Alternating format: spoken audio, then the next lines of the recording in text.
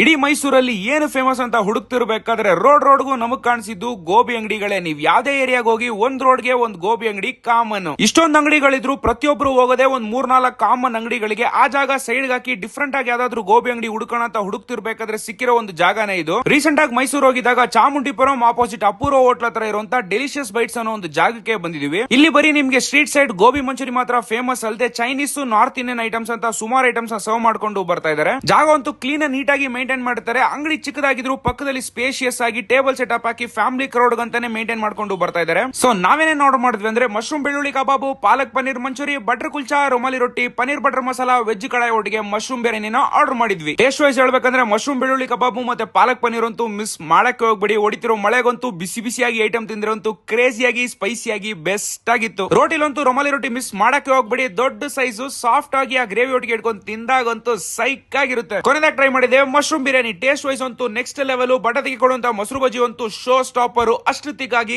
Classic ಆಗಿರುತ್ತೆ. ಓವರ್ಲಾಗ್ ಹೇಳ್ಬೇಕಂದ್ರೆ street food look ಅಲ್ಲಿ ಇರುತ್ತೆ, ರೆಸ್ಟೋರೆಂಟ್ ಸ್ಟೈಲ್ ಟೇಸ್ಟ್ ಅಲ್ಲಿ ಇರುತ್ತೆ. Must recommended. Friends and family ಒಟ್ಟಿಗೆ ಹೋಗಿ ಪಕ್ಕ ಎಂಜಾಯ್ ಮಾಡ್ತೀರಾ. ಹಾಗೆ ವಿಡಿಯೋ ಲೈಕ್ ಮಾಡಿ, ಕನ್ನಡ ಫುಡ್ ಚಾನಲ್ಗೆ ಫಾಲೋ ಮಾಡಿ.